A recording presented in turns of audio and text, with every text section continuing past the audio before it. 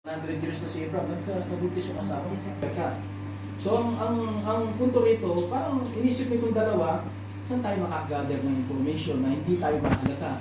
Kasi pumunta ka sa iba, hindi mo identify, o hindi ka namin empleyado, o hindi ka namin ano. Pero yung mga yan, saka matilim yun, di ba? Hindi na kikilala yung ano. So, yun ang unang rason, ba't sila nandun? Pero mayroon pang mas malalim na rason. Ang malalim na rason, dito kayo nakakalamang ng mga kababayan kung gagamitin nyo yung trabaho nyo, no? Sila yung maraming impormasyon. Yung mga ganyang klase ng tao. Yung mga harlot. Alam mo kung bakit? Kasi normally, yung mga sundalong normal, no? Pagka yan magre-relax, pupunta din sa mga yan. No? Tapos anong gagawin niya? Di ba pagka nalasing na yung mga yan, makakapagkwento yan ng mga sikreto. Yung minsan nag-away lang sila mag-asawa, pupunta dyan. Tapos mag-share siya ng, yun ang ano niya, may mastery ng ganyan, ano? So, tama yung logic ng espiya. Dito tayo pupunta, para hindi tayo masyadong halata, kasi sanay naman yung mga yun, stranger ang kanilang kasama sa ganyang establishment. Pangalawa, dyan tayo makakakuha ng impormasyon. Kung gaano karami yung sundalo, ano yung mga armas nila, so doon sila nagtambay, yung dalawa. Yan na, no? Pumunta raw sila sa bahay ng harlot na si Rahab. Verse 2, "And it was told the king of Jericho, saying, Behold, there came many there too." Kaya lang natulugan kagad nila, no? Natulugan kagad nila ng hari na may espiya. Galing din yung yung tawag na intelligence. Nalaman niya. Siyempre, pag espiya ka, tagong-tago ka. Pero hindi nagtagal, na-discover na ng hari. Merong pumasok ng espiya, pinahanap. At na-identify niya talaga na ng mga intelligence niya, dito sila pumunta kay Rahab. Pinapunta niya ngayon si Rahab, no? So, abang inaaral natin to, ano natin yung buhay ni Rahab, yung buhay niya dati. There is no doubt na yun ang buhay niya. Merong mga nag-aaral sa Bible na, baka naman bansag lang sa kanya, baka hindi niya trabaho. Yun, alam kung ba't gano'n ang paniwala ng iba? Kasi imposible raw gamitin siya ng Diyos kung gano'n siya. Pero ang sinasabi ng Bible, gano'n talaga siya. Dito, harlot. Nakita sa Hebrews, binasa natin kanina, harlot din nasabi. Meron din yan sa, pag binasa natin yan, basahin ko pa yung isa, I think sa James. James chapter 2. Hindi lamang dun sa portion na yon na tinawag siyang harlot. Sabi dito sa James chapter 2 verse 25, I think. Likewise also, James 2:25, was not Rahab the harlot? Hindi iniwalay sa kanya yung pangalan na yun eh. Justified, kaya ang pagkakasabi dito, si Rahab, kahit na siya ay harlot, na-justified siya by works when he had received the messengers, actually mga espiya yun, and had sent them out another way. Na kailangan himayin natin ng tama to para huwag tayong maligaw, ano?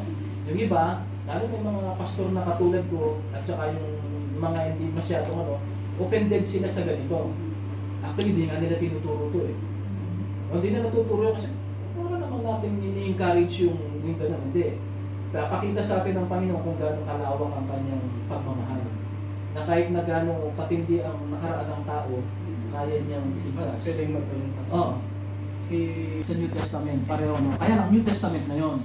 Ito nangyari to 1,500 years bago kay Magdalene. So, ang layo ng pagitan nila, 1,500 years magkailo. Pero pareho silang niligtas ng Panginoon. Ang pagkakaiba lang kay Magdalena, si Jesus Christ na mismo yung naka-encounter. Ito, ang Panginoon, nandiyan na siya, pero hindi pa siya nagkakatawang tao. Pero makikita nyo, maliligtas din siya. Okay, so, ano ba yung dating buhay niya? Well, nakalagay dyan. Yung dating tirahan niya, mayaman. Napakatindi talaga ng wala lang tayong time pag binasa mo yung chapter 6. Sinasabi sa Bible, yung Jericho sa sobrang kapal ng bakod, nakakapagtayo ng bahay sa babaw ng bakuran. Actually, si Rahab, doon na nakatira yan. Sa ibabaw ng bakuran. Yung bakod niya, sa sobrang lapad niya, magtatayo pa sila ng bahay. Ganun kalawak. So, ibig sabihin, doble pa nito, no? O triple pa nito. Ang kapal ng bakod, tapos ang taas niya. Hindi ka pwedeng gumawa ng hagdanan para matawid mo, no? Tapos, binaon din niya na napakalalim, hindi ka makakagawa ng tunnel sa baba. Talagang, dinisenyo yung mga bakod na yan para hindi ma-penetrate ng kalaban. So, anong former life ni ang dating buhay ni Rahab, ang tinitira niya, napakayamang lugar. No? Ang former place niya, Jericho. Pero yung Jericho, ang tawag dyan lupain ng kasalanan.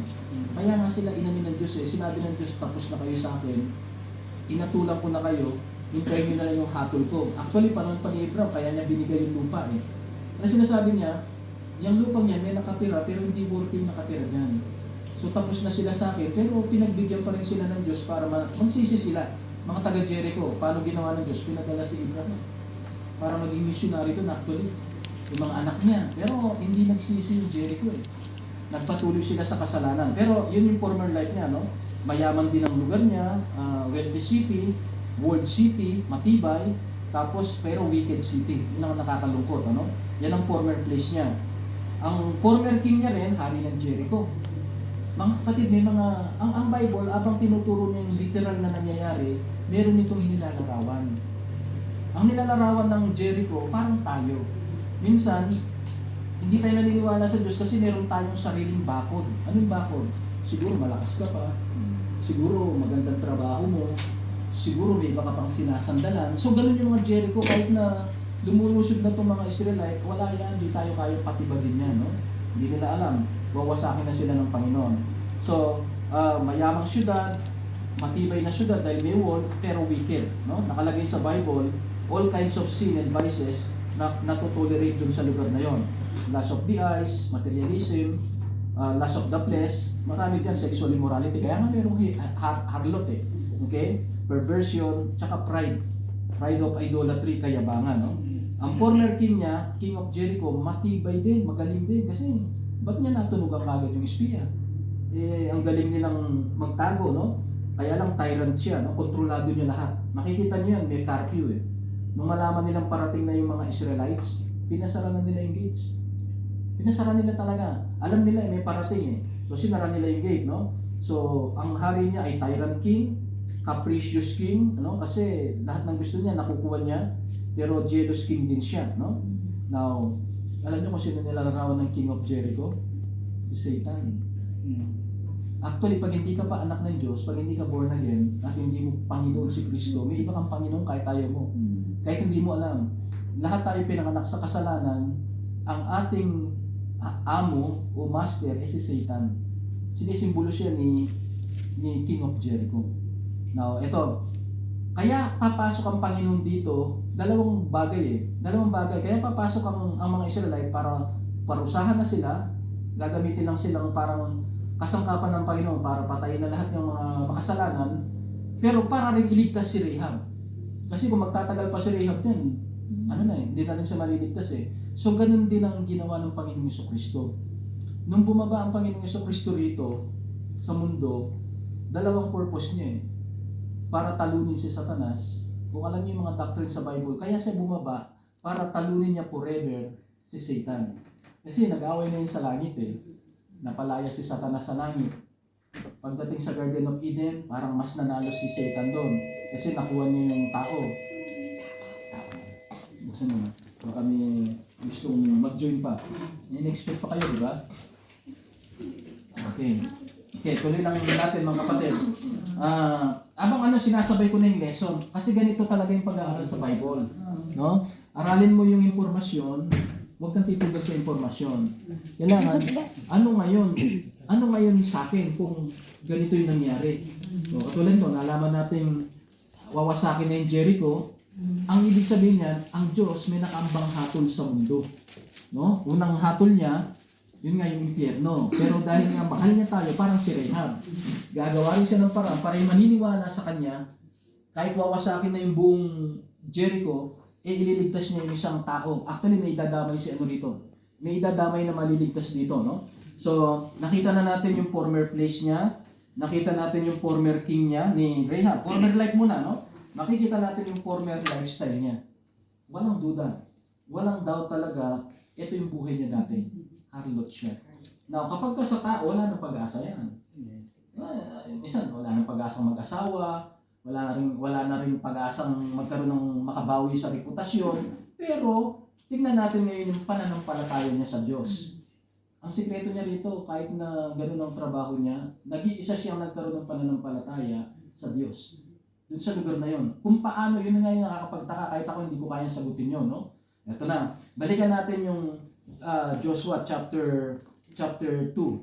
Doon natin ginasa yung, ang sabi, di pumunta raw yung dalawa, nagbabad doon sa bahay ni Rahab. Yan nalaman ng hari, pinasearch sila ngayon. Na eksakto na ituro na nasa bahay ni Rahab. Pumunta yung sundalo sa verse 3. Sabi ng mga sundalo ng hari, bring forth the men that are come to thee, which are entered into thine house, for they be come to search out all the country. Walang duda yung hari. Sabi niya, Rahab, ilabas mo yung mga taong pumunta dyan. Mga espiya yun. Now, siyempre, pag ikaw kilala mo yung hari mo na tyrant, takot ka. Siyempre, hindi ka pwedeng magsinungaling, hindi ka pwedeng, siguro, ano mo na, isusurrender mo na. Pero hindi na nga si Rahab dito. Ang ginawa ni Rahab, verse 2:4, and the woman took the two men and hid them. Tinago niya. Alam niyo, ba't niya tinago? Pagka inaral niyo na ng malalim ng Bible, dahil si Rahab, nagkaroon siya ng pananampalataya sa Diyos ng mga parating. Sino ba yung parating? Mga Hudyo, magsusod na sila eh. Una nga, pinatitiktikan nila dahil lulusubin nila. Pero makakapagtaka, paano sila lulusub? Wala naman silang mga armas. At saka wala silang hagdanan. Alam niyo yung mga gera ng unang panahon, may tatayong catapult ang tawag doon. Yung mga ginagawa ng gulong, tapos tapos ando doon sa taas ng tower yung sumisipat doon sa taas ng o kaya may mga apoy na pinapagano, no? Sino wala silang ganyan? Kasi bagong tatag pa lang silang bansa, galing lang sila sa disyerto eh. Pero nevertheless, ang sabi pa rin ni Rahab, dito natin makikita yung pangalawang paksa natin, her faith. Makikita natin bakit siya nagkaroon ng pananampalataya. Kanina former life eh. Ngayon may pananampalataya sa tinago niya eh. Kaya nga sabi kanina sa isang binasa natin sa James, naligtas si Abraham dahil sa kanyang gawa. Hindi ibig sabihin sa good works. Parang nga sinasabi ng message nung James, pinakita ni Rahab na may pananampalataya siya dahil sa gawa niya. Kasi yung pananampalataya, hindi mo makikita yan eh. May pananampalataya ko, hindi nyo makikita na may pitak sa Diyos eh. Hindi mo makikita. Pero pag depende sa ginagawa ko ngayon, ako ba ay nag-worship sa Panginoon pag linggo? Ako ba ay sumusunod sa utos niya? Doon nyo lang makikita na may pananampalataya ako sa Diyos. So, si Rahab, ang unang ginawa niya, bakit siya may alam sa Diyos? Tingnan nyo, no? Tuloy ako sa verse 5. Tinago niya muna yung dalawa. Sabi niya, tapos nagsinungaling siya rito na, warning ko kayo, hindi ko sinasabing tama yung pagsisinungaling. Hindi pa kasi yun ang in-emphasize eh. Pwede pala magsinungaling kasi nagsinungaling siya rito. Kasi hindi niya pwedeng tanggihan na pumunta rin yung dalawang espiya. Kasi may ebidensya eh. Nasabi niya lang, ay, opo, meron akong bisita kanina, sabi niya. Pero umalis na po. Sabi niya, mga ilang oras na, pero habulin niyo sila, baka maabutan niyo sa labas na ng bakod. Di yung mga sundalo naniwala sa kanya. Yung naman, alam niyo, pag alam niyo yung security mission nila, dahil nakasara yung gate, pinalabas lang yung mga sundalo mahabol, tapos sinara ulit yung gate. Bahala na kung mamatay yung mga humabol, kasi nga, may nakaambang lulusob eh. Ganon ka-secured ang Jericho. Pero ano sabi sa verse 5? And it came to pass, at the time of the shutting of the gate, nung naisara na, nakalabas ng mga sundalong naghahabol, when it was dark, that the men went out. Whither the men went out. Ayan yung kinukwento muna pala ni Rahab. No? Hindi ko na alam kung, kasi may curfew rin ako, sabi niya, nung tapos na yung time ko, naglabasan na sila. Pursue after them quickly, for ye shall overtake them. Delikado to. Delikado to, no? Yung ibig sabihin nito, kumakampi si Rahab dun sa parating. Samantalang dito siya pinanganak, ito yung pamilya niya nandyan, mula simula, nandyan na sila nakatira. Alam niyo kung bakit? Dahil may pananampalataya sa Diyos niya. Sa Diyos na parating. Now tayo rin, ganyan tayo. Minsan may kinagisnan tayong Diyos-Diyosan o paniniwala. Parang ang sarap bumitaw, ano? Parang, di ba, pe-persecute ka. Pag ikaw, tingin ng iba, nagbago ka ng relihiyon, no? Itatakwil ka na. Ganito ang pwedeng maranasan nito. Actually, hindi lang yung tatakwil, papatayin siya. Pero makita nyo, dahil may pananampalataya siya sa Panginoon, itinago niya yung espiya na nakataya yung buhay niya. Kasi buong kaharian ng kalaban niya, no? Tapos ito na, pagdating ng verse 6, but she had brought them up to the roof. Yung pala, alam niyo yung bahay sa Israel, hindi naman yero eh. Minsan hindi natin maunawaan niya kung bakit sa Bible, ang Panginoon nangangaral biglang may ibinaba na may sakit galing sa bubong, ano? Akala natin yero niya eh. Ang ano nila dyan, tatakpan lang nila ng kahoy, tapos dahon-dahon, tapos putik. Putik na ano na yun, patitigasin na, parang simento na. Tapos yung taas na yun, gagawin nilang parang paggagabi, nagpapalamig doon, parang sa atin, balcony. Pero sa kanila, bilaran ng palay, bilayan ng damit, o kaya, doon niya tinago sa second floor. Sabi rito, she brought them up to the roof of the house, hid them with the stalks of flax. Parang may mga tela-tela ron, itinakpan niya lang, which she had laid in order upon the roof. Mga kapatid, yan ang pananampalataya. Yung bang, pag may pananampalataya ka, willing kang mag-take risk. Hindi pwedeng, sige po nananampalataya ako, pero sinabi ng Panginoon, sige nga, umattend ka. Ay, hindi, pag nakita ako ng iba, pe-persecute ako. Wala na. Hindi makikita yung pananampalataya mo ron, ano? O kaya yung, kunwari, basta maraming pagsubok ang Panginoon para ka hanapin yung pananampalataya mo. Verse 7, and the men pursued. Ito yung mga sundalo ng Jericho, hinabol. Kala nila, nasa labas na unto the way of Jordan, yung Jordan River yan. And soon as they were pursued, after they were gone out, they shut up the gate. Bahala na kayo mamatay dyan, no? Kailangan, hindi namin iiwan ng bukas ang gate, sasara namin, kumatok na lang kayo pag natagpuan nyo na siya, nakabalik kayo. And before they were laid down, ito natin makikita ang faith ni Rahab. She came up unto them upon the roof. Umakyat ngayon si Rahab. And she said unto the men, I know. Dito yung makikita may pananampalataya siya. Sabi niya, alam ko that the Lord, capital letter, ang Jericho, meron sila mga Diyos-Diyosan marami. Pero ewan ko bakit si Rahab, nagkaroon siya ng pananampalataya, wala pa naman nagpipreach doon.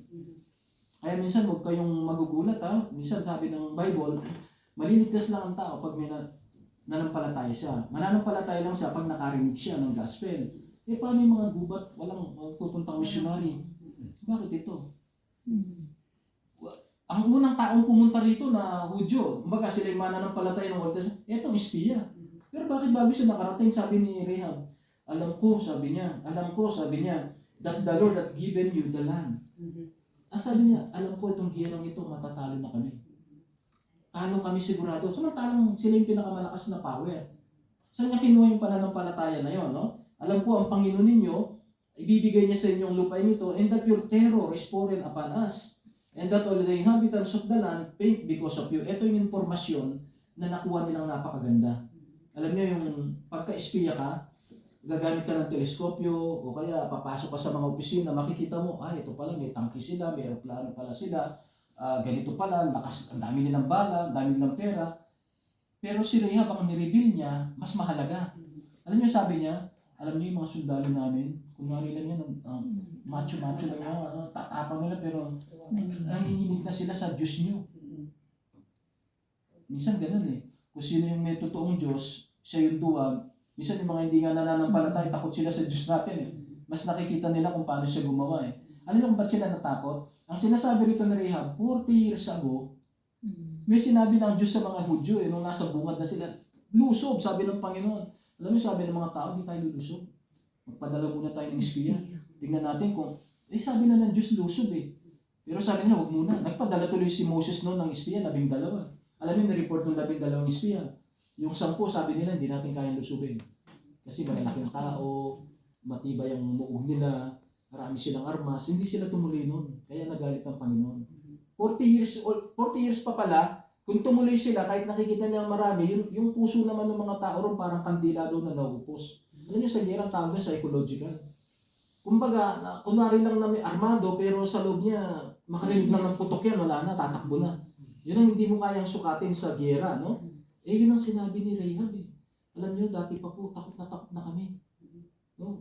Hindi sila tumuloy noon. After 40 years, eto na, kaya nga namatay si Moses din, no? Tapos, eto na yung pumalit sa kanya.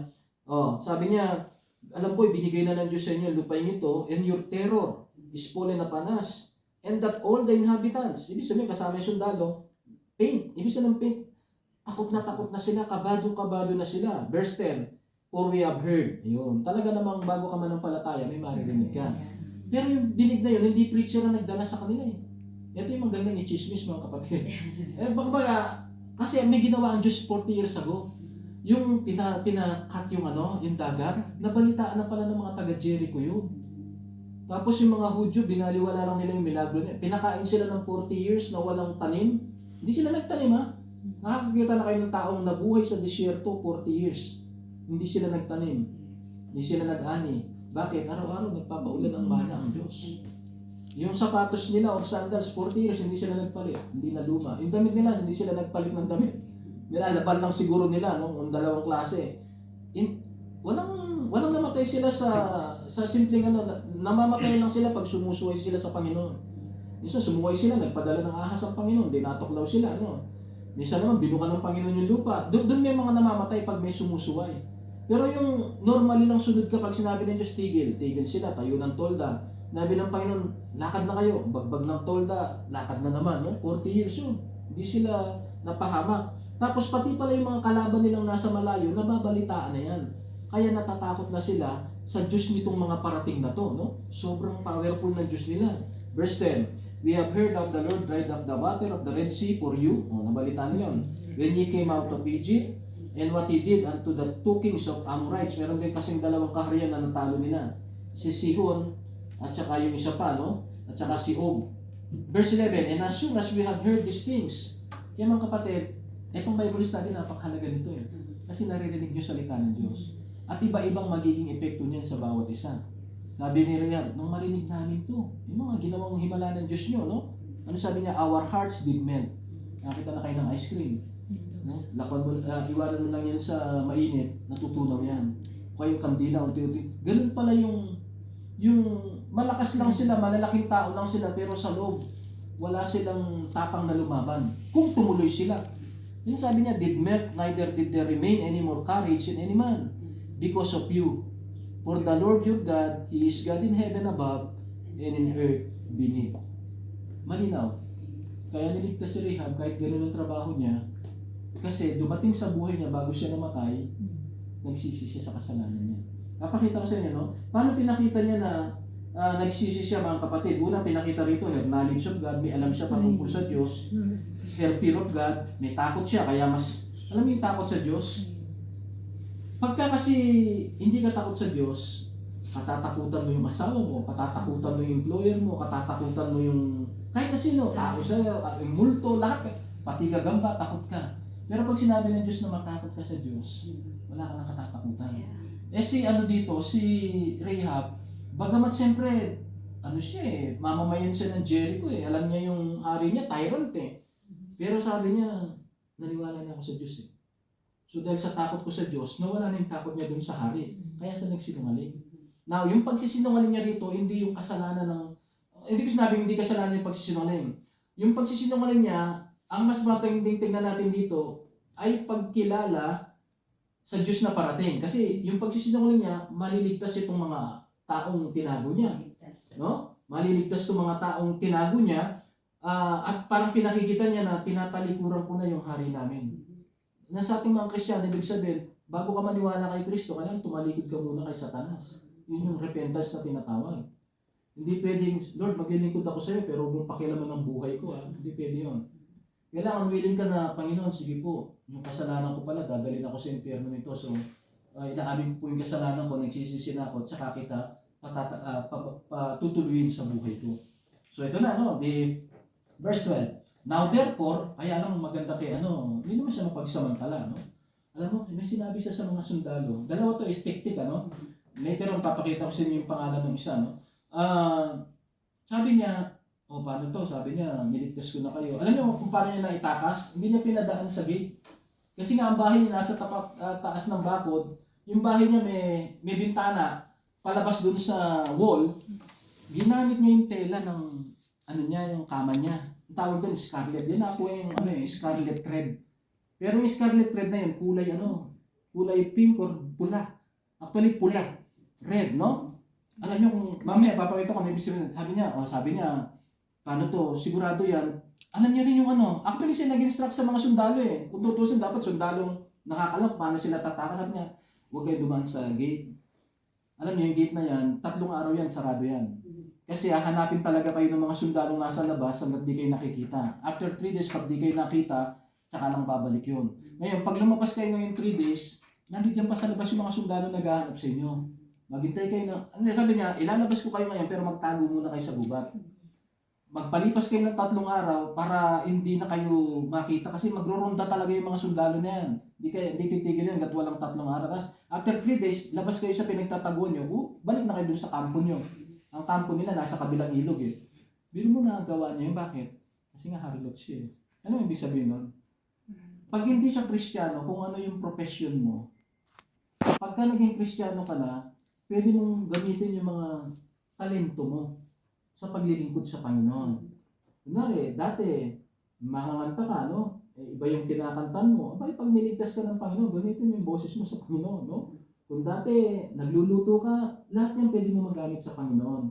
So si Rahab, ginamit niya yung gathering information. Magaling daw, actually, may tinanong na ganitong presidente. Pag ikaw naging presidente, anong ilalagay mong pwesto sa ganito? Sabi niya, alam mo, ako, dapat pag NBI, babae ilalagay ko dyan. Eh. Magaling daw kasi sila sa magaling kayo sa detalye, no? At saka sa pera.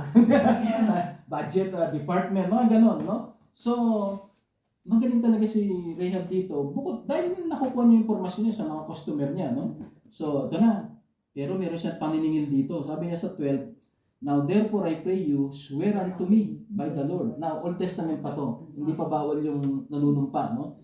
Masumumpa kayo sa akin, "Since I have shewed you kindness," ginawa ko kayo ng mabuti, "shew kindness also unto my father's house, and give me a true token." Alam mo yung sinabi niya? Bukod sa ililigtas ko kayo sa tulong nitong scarlet thread na to, gusto ko, alam ko rin na lulusubin nyo kami. Alam ko rin na tatalunin nyo kami. Hindi ko alam kung paano nyo kami tatalunin. Yung kapal ng bakod namin, no? Hindi ko alam kung paano yung tatalunin yung mga sundalo namin, armado. Pero naniniwala ko, makapangyarihan ng Diyos nyo, tatalunin nyo sigurado kami, sabi niya. Ang pakiusap ko lang, sana huwag nyo kami itamay. Kung pwede nyo spare my life, na kung pwede, iligtas nyo rin ako. At hindi siya naging makasarili. Sabi niya, sana pag niligtas nyo ako, isama nyo yung tatay ko, yung nanay ko, yung mga kapatid ko. Alam mo, may hinihintay yung dalawang sundalo eh. Alam mo kung ano hinihintay nilang word? Sabi niya, iligtas nyo yung tatay ko, iligtas nyo yung nanay ko, yung mga kapatid ko. Kasama siya. Alam mo, nag-aabang yung dalawang sundalo eh, na meron siyang hindi binanggit eh. Meron kung hindi niya binanggit? Asawa. Kasi wala siyang asawa. Wala siyang asawa. Although siguro marami siyang naging customer. Iba naman yung asawa talaga eh. Alam niyo kung kaya ko dinidiin to? Isa dyan sa spy na eh, naging asawa niya. Yes. Nakita niyo? Sa mga Kristiyano, hindi sila after dun sa nakaraan eh. Ang mahalaga, nanampalataya na siya eh. Hindi lamang siguro dahil may utang na loob sila, niligtas sila, kundi nakita nila yung faith nitong taong to. Paano yun eh? Harlot siya dati. So what? Di ba? To be forgiven is to be forgotten. Yun ang ginawa nila eh. Kaya nga inaabangan niya kung magsasabi ng asawa eh. Siguro kung nagsasabi ng asawa, baka makiusap, hindi namin nililigtas yan, no? Buti na lang walang asawa. Okay? Yan ang pagkakabanggit pag sinabi, nakalagay dyan, di ba? Deliver, tingnan niyo sa 13. "That you will save alive my father, my mother," brethren, kapatid na lalaki, "my sisters, and all that they have." Ibig sabihin, yung mga sisters ko, baka may asawa sila, may mga pamangkin siya doon, "and deliver our lives from death." And the men answered there. Tingnan niyo yung sagot ng mga sundalo na espiya. "Our life for yours." Alam niyo ibig sabihin yung salita mo? Niligtas mo kami. Niligtas ka namin. Kapalit ng buhay namin, yung buhay niyo. Spare namin kayo, no? Tapos sabi niya, ipi-ater na. Kaya lang, meron din kaming babala sa'yo. Kailangan hindi mo ibubulgar ito. Mga kapatid, kaya kailangan marunong din tayo mag-ingat ng impormasyon.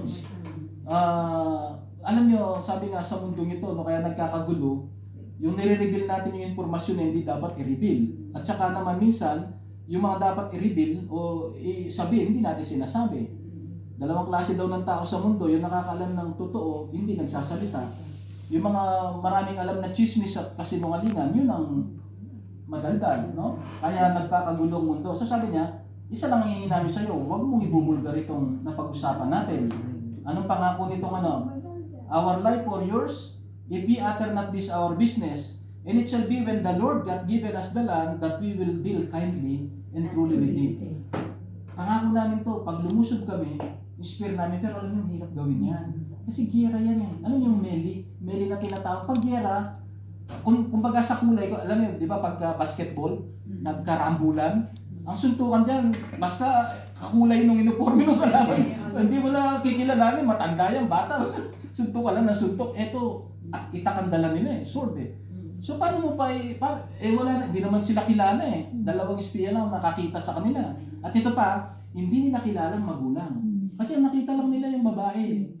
Hindi nila kilala kung sino yung magulang, aalis na sila hindi nga nila nakita yung Pero yan ang ibig ko sabihin sa inyo na pagka Kristiyano ka, pagka nakita mo ang Panginoon may biyaya sa iyo, may niligtas ka, dapat maging ganun din tayo sa kapwa-tao. Matuto rin tayong magpatawad, matuto rin tayong mag-care, Then, verse 15, dito ako nakikilabutan, Then she let them down by a cord. Ano yung cord na yan? Hindi yan lubid. Yan ay tela. Na pinagdugtong-dugtong niya. Siguro kurtina, tela, pero may kulay yan, Nakalagay dyan, the window for the house was upon the town wall. Nasa taas ng wall, Ang taas. And she dwell upon the wall. Doon siya nakatira, Kasi crowded yung city. Parang dito, crowded. So, patong-patong na yung mga bahay. Then she let down by the cord through the window. Ayan, nakalagay. Verse 16. And she said unto them, Get you to the mountain. Tingnan mo yung instruction niya. Lest the pursuer meet you. Hide yourself there 3 days. Yung sinasabi ko kanina. Until the pursuers be returned. After 3 days, papasok na yan. Sasara na yung gate, Afterwards, ye may go your way. And the men said unto her, We will be blameless this thine oath, which thou hast made. Verse 18. Behold, when we come into the land, may pinagawa sila. Alam mo kung ano yung pinagawa? Rahab, hindi namin kasi kilala yung magulang mo At saka ikaw sa gulo, hindi na namin malalaman. Kasi dagang kami sa gate, hindi naman dito sa bakod na to So, pwede bang ang gawin mo, etong inilaglag mong tali, huwag mo nang tanggalin. Huwag mo nang tanggalin. Kasi ilang araw lang lulusog na kami. Yung pala, alam niyo, i-advance ko muna sa chapter 6, Nung naglulusubin na nila, ito yung pinagawa ni Joshua. Sabi niya, kunwari may kampo sila. Nagmarcha yung lahat na sundalo. Meron pa silang kabanang tipan na hawak dyan Di pa harap na sila, nakaabang na yung mga sa gate, yung mga sundalo ng Jericho. Ang ginawa ni Joshua, imbes na lumusod doon sa hindi naman nila kayang tibagin yung gate na yon, Pumanan. Nagulat ngayon yung mga nagulat yung mga sundalo sa taas ng titirahin na sila So hindi nagmarcha sila paikot. Yun ang instruction kasi ng Panginoon Umikot lang sila, So, sa isang araw, tapos siyempre sunod na sunod yung mga sundalo sa taas ng bakod. Baka may pinatlan. Nakabalik sila dun sa gate ulit. Pero hindi sila tumuloy sa gate, bumalik sila sa kampo. O di nito yung kalaban. Tingnan mo, ang sira ulo mo. Kinabukasan, ganun ulit ang ritual. Ikot sila. Alam mo kung bakit ginawa yun? Dahil lang doon sa Scarlet Red. Parang sabi ng Panginoon siguro, tandaan nyo kung saan nakaladlad yung na yan. Yung tela ng pula na yan, Bakit? Ang tawag namin doon sa telang pula yun ay instrumento ng kaligtasan. Sino ang niligtas ng Panginoon? Yung mga espiya. Kaya sila nakababa. Pero pangalawang ililigtas ng Panginoon, si Rahab. Kasi ang sabi ni Joshua, kung saan nyo nakikita yung thread na yung tapat ng bahay na huwag yung gagalawin, huwag yung patayin mga nandun. Pero imposible rin yun, mamaya makita nyo. Parang imposible rin mailigtas pa rin sila kahit may tanda na Ito na, pagdating ng verse 18, Thou shalt bind this 9 scarlet thread in the window which thou didst let us down. Huwag mo nang tanggalin to. And thou shalt bring thy father. Yun yung pinagawa niya. Hindi namin kilala, pero dapat nasa loob sila ng bahay mo. Okay, yun lang ang tanda namin. Yung nanay mo, yung kapatid mo lalaki, and all thy father's household unto thee. And it shall be that whosoever shall go out, pag kayo nasa labas ng bahay, wala kaming kasalanan kung patayin namin sila, kasi hindi namin sila kilala. Yun lang ang habilin niya. Verse 20, And if thou utter this our business, kung ibulgar mo itong aming sikreto, hindi na rin kami obligado sa pangako. And she said, According unto your words, so be it. And she sent them away, and they departed, and she bound the scarlet line in the window. Alam niyo kung ano yung scarlet na yun? Pag inaral niyo sa Bible, sinisimbolo nun, Panginoon Jesucristo na naman. Sa kanila, kaligtasang pisikal, para hindi sila mamatay sa gera. Pero sa spiritual, yung scarlet thread na yan, sa Bible, lagi niyo makikita yan.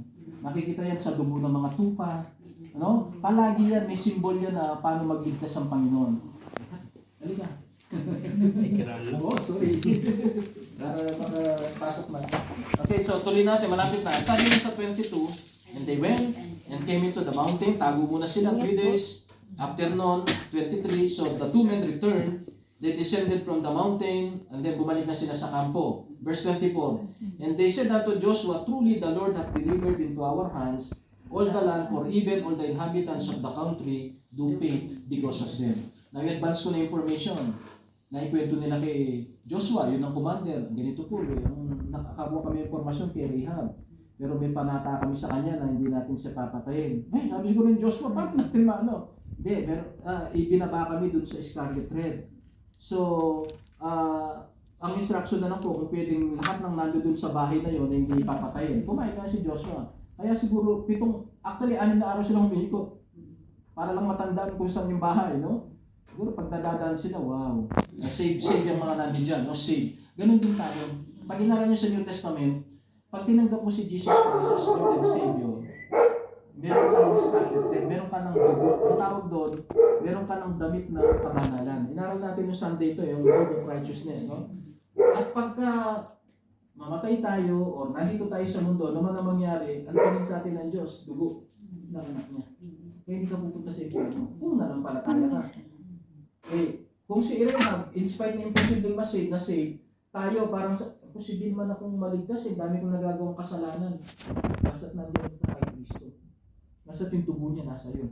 Ibig basta't nanampalataya tayo, no? I-advance ko na, chapter 6. Nung lumusog na sila, hindi ko na ikukwento yung ginawa na nila. Tingnan na natin yung chapter 6, verse 22 na.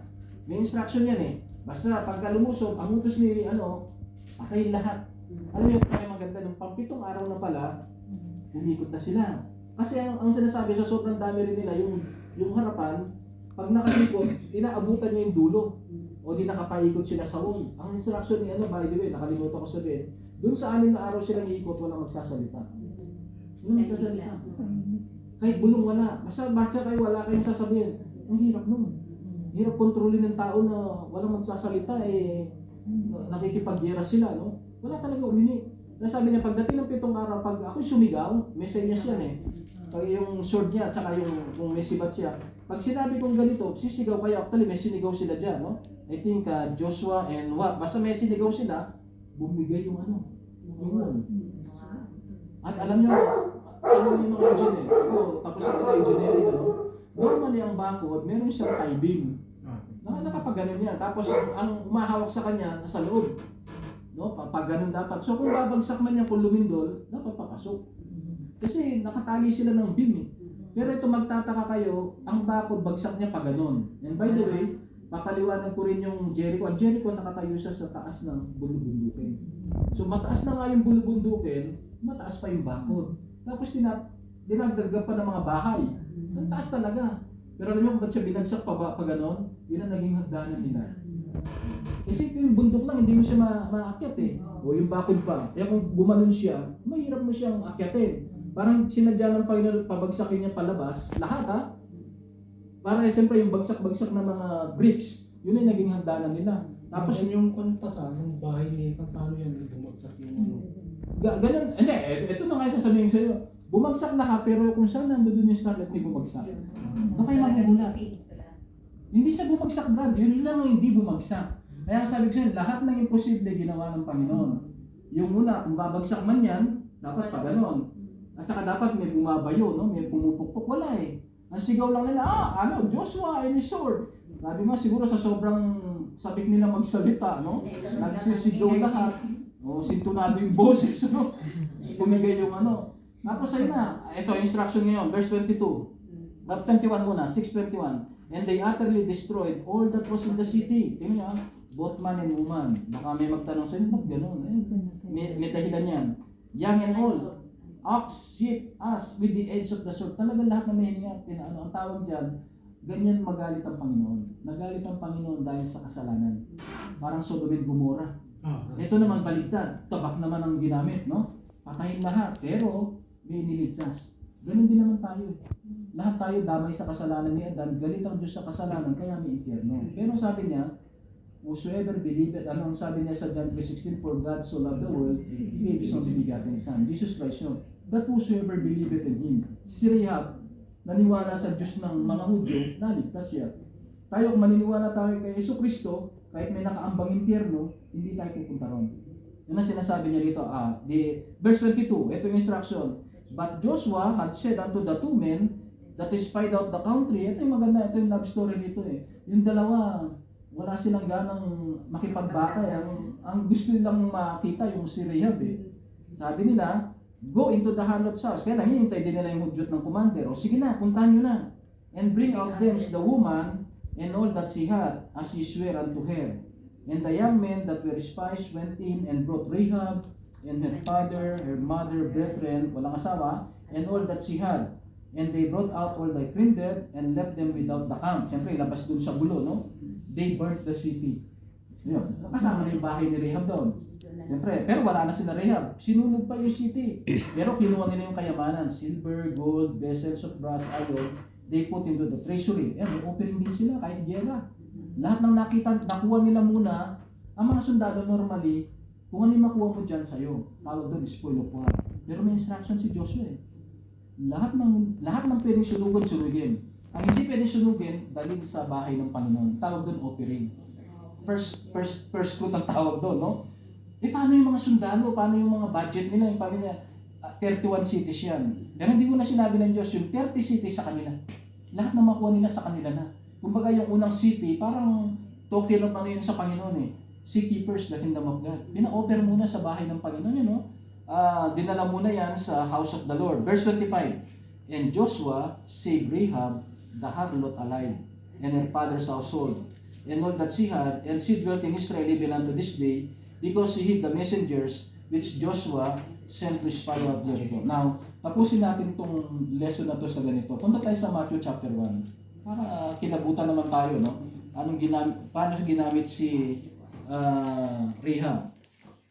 Alam niyo ba sa listahan ng Matthew chapter 1, kailangan kasi magkaroon ng katawang taong Panginoon, idadaan siya sa babae, sa tao.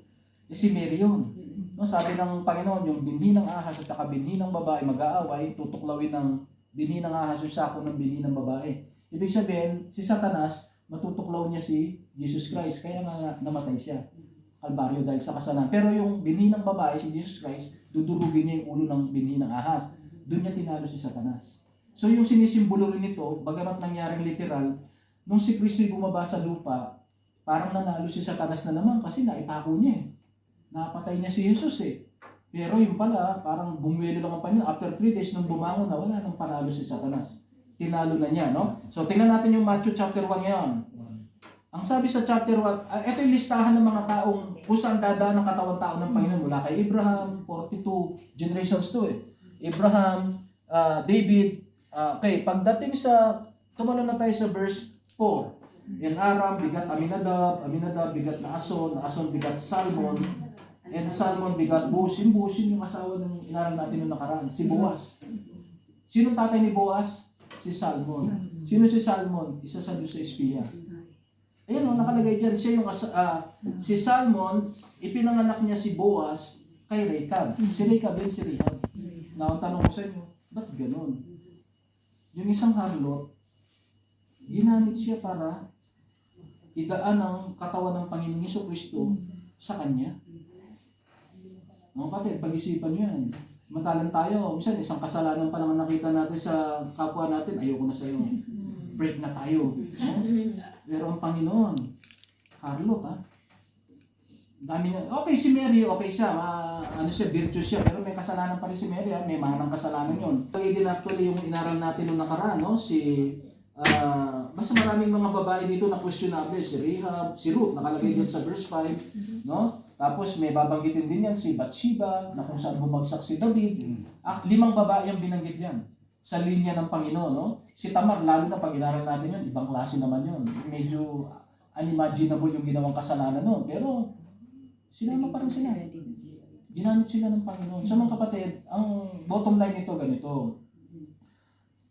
Kahit na sinong tao pwedeng gamitin ng Diyos. Pero kailangan, unang-una, magsisi tayo sa kasalanan kasi si Rahab nagsisisi. Tinalikuran niya yung city niya eh, Jericho eh. Tinalikuran niya yung hari niya eh. Tinalikuran niya rin yung dating buhay niya.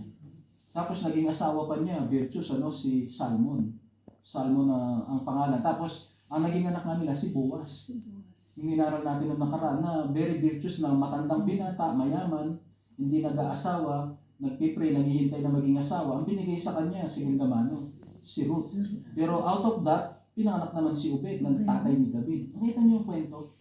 So, ibig sabihin, sa Panginoon walang hopeless. Lolo na ni David sino? Obed. Si Boaz. Obed. Si Obed, no? Si Obed. Lolo sa tuhod niya na si Si Boaz. Boaz, no? Lolo sa kung ano pa, ito, magkakamag-anak sila.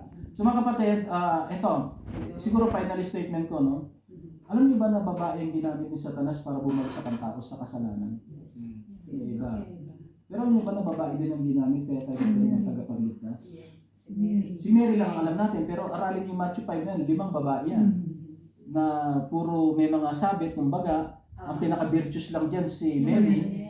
Pero, ibig ko sabihin, pag gusto natin magpagamit sa Panginoon, pwede. Okay? Kailangan lang may desisyon ka na talikuran yung kasalanan at sundin mo ang Panginoon. At least, hanggat buhay tayo may pag-asa. Huwag naman yung tsaka na, pastor, tsaka na, bahala ka, no? Kung may pagkakataon ka pa, hindi natin alam kung ano, pwede natin gawin katulad ng ginawa ni Rahab, Hindi naman tayo siguro kasing worst niya, no?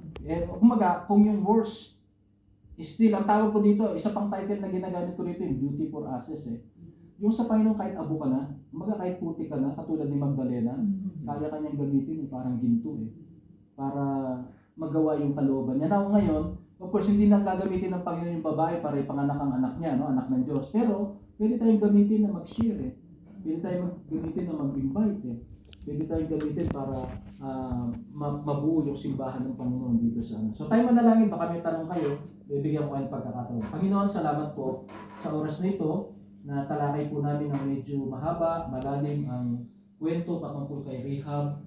Panginoon, wala pa lang imposible sa iyo. Gaano man po dilim ang naging background namin o ang mga nagawa namin pagkukulang. Ikaw po ay Diyos na mahabagin, handang magpatawad sa sino mang taong nagnanais na magtiwala sa iyo. Walang kasalanan na hindi mo kayang patawarin. Kung si Pablo na mamamatay tao, may mga pinatay siyang mananampalataya, pinakulong niya ang mga followers ng Panginoon, later on, siya naman po ang iyong niligtas at siya po yung nakapaglingkod din po sa iyo, Panginoon. Ang tawag nga niya sa sarili niya, the chief of sinners. Pero tinawag mo siya para maging apostol at maging mangaral. Panginoon, sa mga kasama namin dito, mga kababayan, mga kalalakihan, alam ko po na walang imposible kung kami po ay unang-una magtitiwala sa Panginoon as our personal Lord and Savior. Mangusap ka po sa amin habang kami po ay magkakaroon ng maikling paanyaya. Bagamat haba tayo ng konti, kung pwede lang nakakulang tayo, magbibigay lang ako ng maikling paanyaya kasi hindi natin alam kung magkikita-kita pa tayo. Di ko alam yung iba sa inyo, may mga pupuntahan na baka ngayon lang, isa lang, kailangan tiyakin natin na tayo ay napatawad sa kasalanan. Hindi muna yung paglilingkod, yung pagiging anak muna ng Diyos. Ang sabi sa Bible, unless a man be born again, he cannot see the kingdom of God. Unless a man is born of water and spirit, he cannot enter into the kingdom of God. Ibig sabihin, dapat maging anak tayo ng Diyos sa pananampalataya. Magiging anak ka ng Diyos, wala kang babaguhin relihiyon. Wala kang gagawin anumang mabuti, wala kang babayaran. Pero ito yung gagawin mo. Aminin mo na ikaw ay makasalanan para hugasan ng Diyos ang iyong kasalanan. Pangalawa, pag malinis ng iyong puso, imbitahan mo ang Panginoon sa puso mo bilang tagapagligtas at Panginoon ng buhay mo. Sabi niya, pag malinis ka na, gusto niyang dyan tumira. Sabi ng Revelation 3:20, narito ako ngayon, nakatayo, kumakatok. Ang sino man nakakarinig ng aking tinig, pinaririnig sa iyo ngayon ang tinig ng Panginoon. Pero may pangalawa siyang hiningi at magbukas ng pinto. Ikaw lang makakagawa nun. Kailangan magpasya ka na, Panginoon, binubuksan ko po ang aking puso, pumasok ka dito, papasok siya. At ang pangako niya, pag pumasok siya, hindi na siya lalabas. Yan ang tinatawag na forever relationship. Kung naghahanap ka ng forever sa mundo, sa tao wala, pero sa Panginoon meron. Gusto ka niyang bigyan ng walang hanggang relasyon. So kung gusto mong tanggapin siya ngayon, pwede bang pakitas mo yung kanang kamay, ipapanalangin kita. Amen. Salamat, nakita ko po yan. Thank you, salamat. Ganitong gagawin natin ngayon mga kapatid. Salamat, pakibaba na po yan. Mananalangin ako. Again, ako po ay taong kamukha nyo. Nakita ko yung kamay nyo, baka yung iba hindi rin nagtaas. Pero ang mas mahalaga sa Panginoon yung puso eh. Gawin nyo po ngayong oras na ito na magtiwala sa Panginoon. Sasabayan ko kayo sa panalangin o pangungunahan ko kayo sa panalangin. Kung pwede lang na ipanalangin ninyo ang panalangin nito ng pagtanggap sa Panginoon, panalangin nyo na may pananampalataya. Isipin natin, huwag natin isipin ang katabi natin, ang isipin natin ang Panginoon na kakausapin natin. Ang sabi niya, pag may 2 o 3 nagtitipon sa kanyang pangalan, siya nasa ating kalagitnaan. Kasama natin ngayon ang Panginoon. Sumunod kayo sa akin sa panalangin kung nais niyo pong tanggapin ang Panginoon. Panginoong Yesus, maraming salamat po sa iyong pag-ibig sa amin na ikaw bilang anak ng Diyos, bumaba ka dito sa lupa, nagkatawang tao ka, sinunod mo ang lahat ng kautusan, subalit ipinako ka sa krus bilang isang makasalanan. Sapagkat ikaw po ang kordero ng Diyos na nag-aalis ng kasalanan ng buong sanlibutan. Kinikilala ko po, Panginoon, na ikaw ang aking tagapagligtas, na ikaw ay namatay, nailibing, at muling nabuhay para sa aking kaligtasan. Sa oras kong ito, inaamin ko po na ako isang makasalanan at ako po ay nagsisisi handa ko pong talikdan ang aking mga kasalanan katulad po ng ginawa ni Rahab. At sa oras din pong ito, binubuksan ko po ang aking puso. Inaanyayahan kita, Panginoong Hesus, pumasok ka sa aking buhay at dito ka pumanirahan bilang aking Panginoon at tagapagligtas. Bigyan mo po ko ng katiyakan mula sa oras na ito, napatawad na po ako sa lahat ng aking mga kasalanan at hindi na po ako pupunta sa kapahamakan sa impyerno. Sa oras din pong ito, bigyan mo ako ng katiyakan na ako'y ginawa mong anak ng Diyos sa pananampalataya. Maraming salamat po. Dalangin ko po ang lahat ng ito na may pananampalataya sa pangalan ng aking Panginoon Jesucristo na aking tagapagligtas. Amen. Salamat po. No?